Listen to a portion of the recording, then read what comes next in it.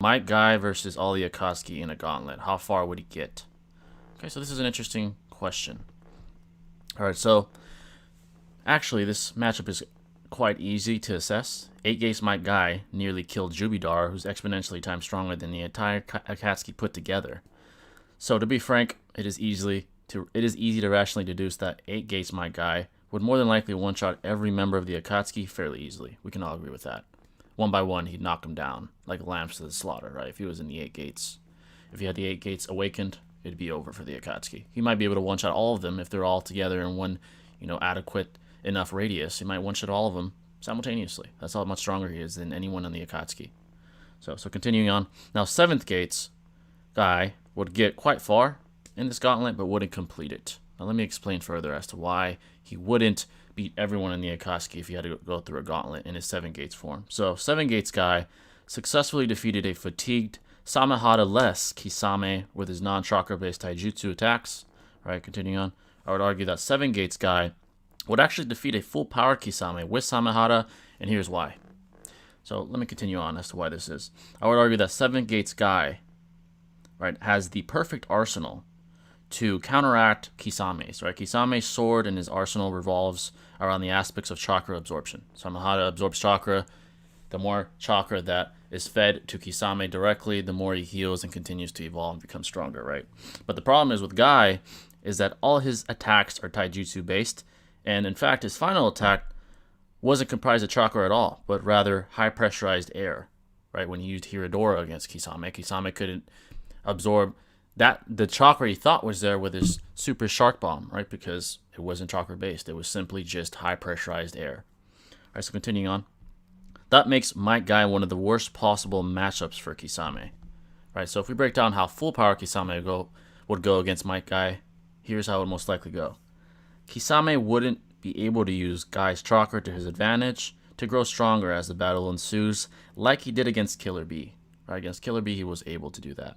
He won't be able to against Guy. Guy doesn't use ninjutsu whatsoever.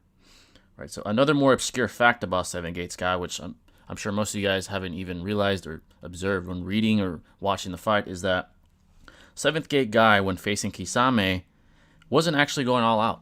Right, and that's evident by his statement, which was he could further expand the radius of his Hiradora to offset Kisame's super shark bomb, allowing us to rationally deduce he actually wasn't using his maximum AP.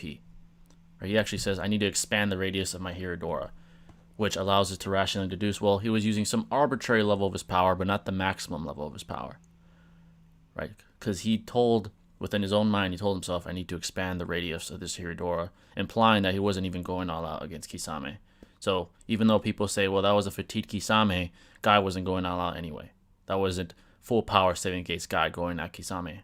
He was just using an arbitrary level of his power, an arbitrary radius of the Hiradora, not the maximum radius that it can take up, right? So that's important to take into consideration as well. So that's another reason why Guy would most likely beat full powered Kisame. Right? So hence extrapolating these pieces of empirical evidence allows us to safely rationally deduce that there is a high probability that 7 Gate Guy would more than likely defeat a full power Kisame.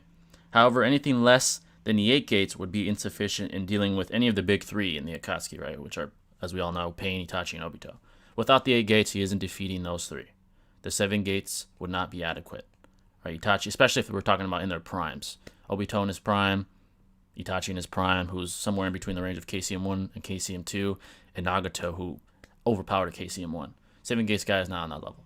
And that can be further evident by the White Mask Obito interaction, right? KCM2 had to come into the battlefield for them to have a chance, and Guy and Kakashi were visibly shocked by Naruto's development. So that further implies that 7 Gates Guy is inferior to KCM level Naruto, whether it's 1 or 2, I would add. So therefore, 7 Gates Guy would get as far as Kisame and would have to open the 8 Gates to complete the gauntlet. I think that's a very fair deducing statement there. So